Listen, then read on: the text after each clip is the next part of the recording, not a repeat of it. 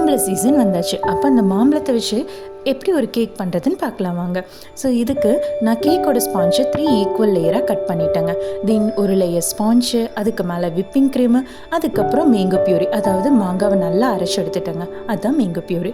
And குட்டி குட்டி ஸ்லைசஸாக மேங்கோவையும் cut பண்ணி வச்சுட்டேங்க. ஸோ ஒரு லேயர் ஸ்பான்ச்சு, அதுக்கு மேலே விப்பிங் க்ரீம், அதுக்கு மேலே மேங்கோ பியூரி அண்ட் குட்டி குட்டியாக நம்ம நறுக்கி வச்சுருந்த மாம்பழத்தையும் போட்டு க்ரம் கோட் பண்ணி அண்ட் நம்ம கஸ்டமருக்கு ஏற்ற மாதிரி ஐசிங் பண்ணியும் எடுத்தாச்சுங்க.